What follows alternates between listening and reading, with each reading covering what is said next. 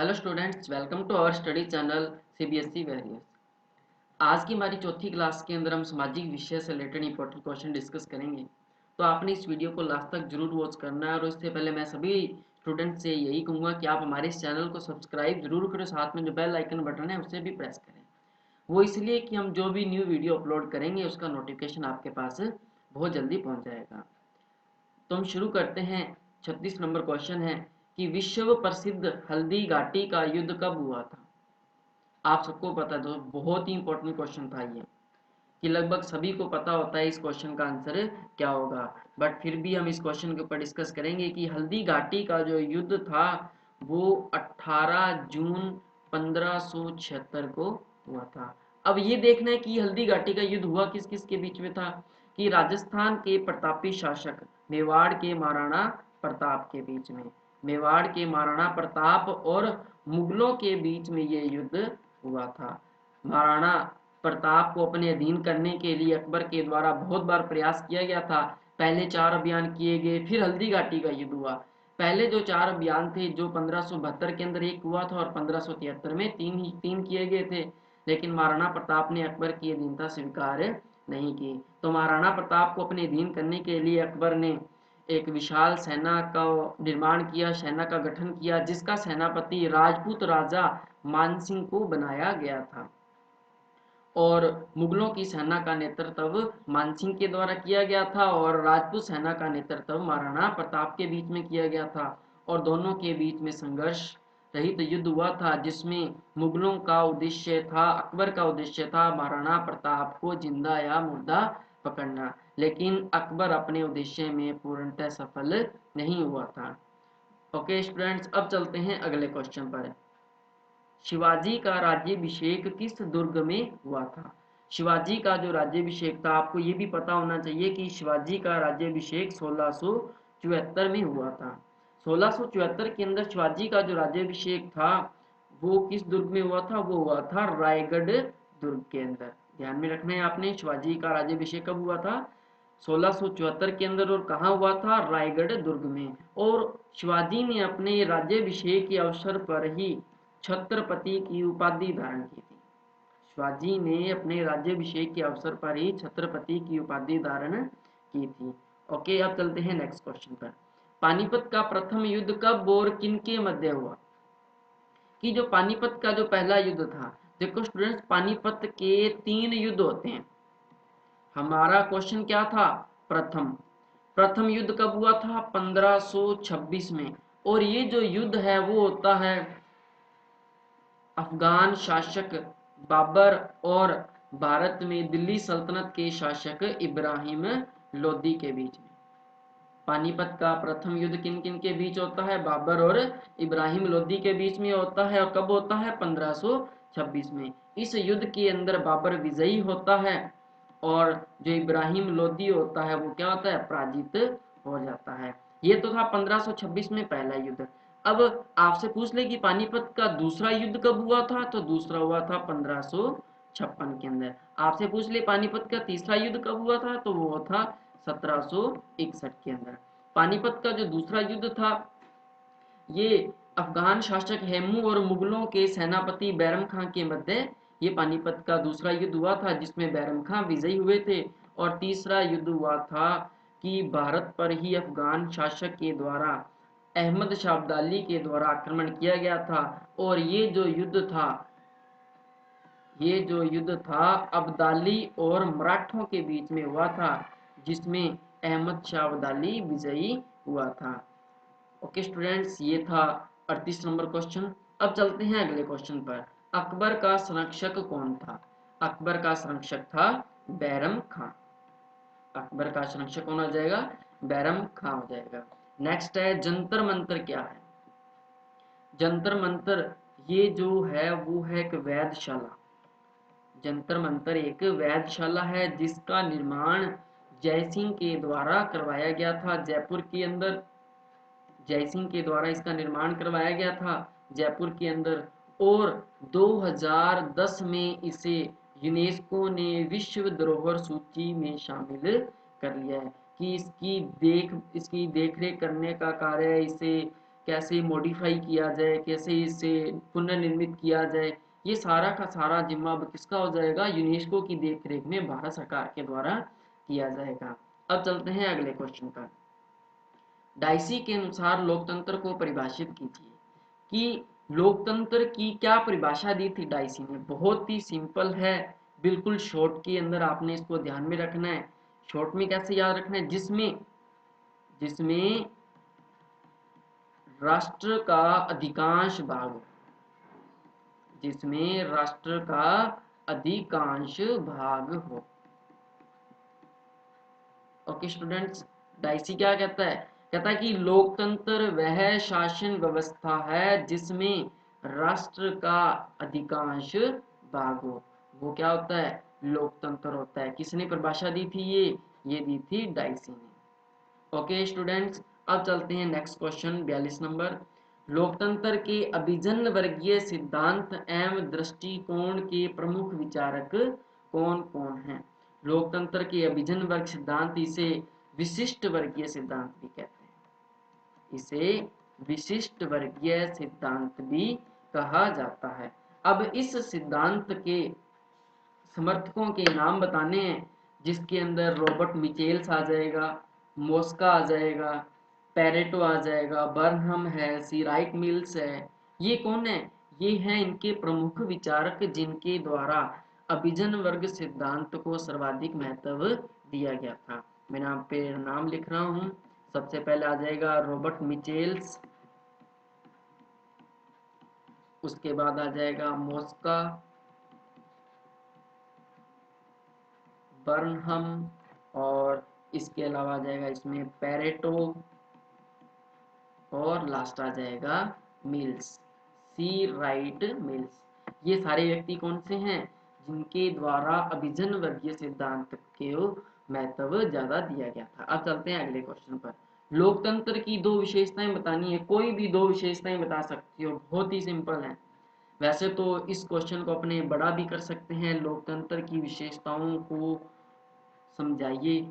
4 विशेषताएं आपसे एग्जाम के अंदर 4 नंबर के रूप में भी पूछ सकता है, बट यहाँ पे इसने क्या कहा है, 1 नंबर के लिए, इसने 1 नंबर के लिए सिर्फ 2 ही विशेषताएं पूछी हैं। तो आप सिंपल सी 2 विशेषताएं कोई भी याद रख सकते हो। पहली हो जाएगी जनता का शासन, और दूसरा हो जाएगी जनता के प्रति उत्तरदायी शासन। यहाँ पे लिख देता हूँ, पहली हो जाएगी जनता का शासन, ओके, और दूसरी हो जाएगी जनता के प्रति उत्तरदायी शासन। ये 2 विशेषताएं किसकी हो जाएंगी, लोकतंत्र की। अब चलते हैं अगले क्वेश्चन पर। अगला क्वेश्चन है, सामाजिक लोकतंत्र से क्या आशय है। सामाजिक लोकतंत्र के बारे में बताना है कि सामाजिक लोकतंत्र होता क्या है, कि समाज में नस्ल, रंग, जाति, भाषा, वर्ण, जन्म के आधार पर व्यक्तियों में भेदभाव नहीं किया जाएगा। सबसे पहले क्या हो जाएगा, सबसे पहली बात याद रखना है कि भेदभाव नहीं किया जाएगा। अब भेदभाव किस रूप में नहीं किया जाएगा, चाहे वो जाति का हो, चाहे रंग का हो, चाहे नस्ल, जन्म, रंग, वर्ण, चाहे किसी भी प्रकार से वो भेदभाव नहीं किया जाएगा। समाज में सभी को समान अधिकार दिए जाएंगे। समाज में क्या होगा, सभी को समान अधिकार दिए जाएंगे, तभी तो वो हमारा सामाजिक लोकतंत्र होगा। जब समाज में सभी को समान अधिकार ही नहीं दिए जाएंगे तो वो कैसे सामाजिक लोकतंत्र हो सकता है, हम उसको कैसे सामाजिक लोकतंत्र कह लें। चाहे वो व्यक्ति व्यक्ति के बीच का हो, व्यक्ति समाज का हो या अन्य समाज का हो, तभी वो एक स्वच्छ और सुसंपन्न समाज बन सकता है। ये था हमारा सामाजिक लोकतंत्र। अब चलते हैं अगले क्वेश्चन पर। अगला क्वेश्चन है, लोकतंत्र के विभिन्न रूपों के नाम लिखिए। लोकतंत्र के विभिन्न रूप बताने हैं कि कौन कौन से हैं। एग्जाम के अंदर आपसे कोई भी, यहाँ पे मैंने एक क्वेश्चन पूछा है विभिन्न रूपों के नाम दिए, एग्जाम में आपसे लोकतंत्र के विभिन्न कोई 2 रूपों के नाम बताइए। आपसे 2 भी पूछ सकता है, 4 भी पूछ सकता है। क्वेश्चन 1 नंबर का ही होगा, क्वेश्चन 1 नंबर का ही होगा, आपसे 2 भी पूछ सकता है या 4 भी पूछ सकता है। तो यहाँ पे मैं पहला नाम लिख रहा हूँ, यहाँ पे सबसे पहले आ जाएगा राजनीतिक लोकतंत्र, दूसरा इसमें आ जाएगा सामाजिक लोकतंत्र, तीसरा इसमें आ जाएगा आर्थिक लोकतंत्र, और चौथा इसमें आ जाएगा नैतिक लोकतंत्र। ये चार विभिन्न रूप है हमारे लोकतंत्र के। पहला राजनीतिक है, दूसरा सामाजिक है, तीसरा आर्थिक है और चौथा नैतिक है। ओके स्टूडेंट्स, अब चलते हैं अगले क्वेश्चन पे। अगला क्वेश्चन है राव शेखा के बारे में आप क्या जानते हैं। बहुत ही इंपॉर्टेंट क्वेश्चन है राव शेखा के बारे में। इसके जीवन काल, इसके शासन के बारे में बताना है कि किस प्रकार इन्होंने अपने शासन को प्रारंभ किया था और किस प्रकार अपने शासन काल में अपने साम्राज्य का विस्तार किया। इन सब के बारे में हम डिस्कस करेंगे। सबसे पहले देखेंगे कि जो राव शेखा था, इसका जो जन्म था वो 24 सितंबर 1433 को हुआ था। सबसे पहला पॉइंट आपने क्या याद रखना है, इसका जन्म। जन्म कब हुआ था? 24 सितंबर 1433 को। और दूसरी बात, इनके माता पिता का नाम। इनके पिता का नाम मुक्कल था और इनकी माता का नाम निर्वाण था। ये तीन लाइनें बिल्कुल सिंपल सी हैं, आपको याद रहेंगी। राव शेखा का जन्म 24 सितंबर 1433 को हुआ था। पिता का नाम मोकल था और माता का नाम निर्वाण था। इनके जो पिता मोकल थे वो आमेर रियासत के अंदर एक छोटी सी नान रियासत आती थी, एक छोटी सी अपनी जागीर कह सकते हैं, जहां के वो शासक थे। आमेर रियासत के अंदर एक छोटी सी नान नामक एक जागीर थी, जहां के वो शासक थे। पिता की मृत्यु के बाद राव शेखा ने अपने पिता के शासन भार को संभाला और उसके पश्चात इसने धीरे धीरे करके अपने साम्राज्य को आगे बढ़ाया। और राव शेखा के द्वारा 16 वर्ष की आयु में, देखो इनका पहला बयान आता है यहाँ पे, राव शेखा का पहला बयान था इनकी 16 वर्ष की आयु में ही इन्होंने मुल्तान, सेवार और नगरतार, मुल्तान, सेवार और नगरतार, इन राज्यों पर विजय प्राप्त की थी। इन राज्यों पर क्या की थी? राव शेखा के द्वारा विजय प्राप्त की गई। इन राज्यों को अपने साम्राज्य के अंदर शामिल किया गया था। इसके अलावा इन्होंने 1499-77 के अंदर शिकारगढ़ का किला बनवाया था। राव शेखा के द्वारा 1477 में एक शिकारगढ़ का किला बनवाया। और सबसे इंपॉर्टेंट बात, 1499 में इसने आमेर सर को अपनी राजधानी घोषित किया था। 1499 में आमेर सर को राजधानी बनाया था। ये किसके द्वारा बनाया गया था? राव शेखा के द्वारा।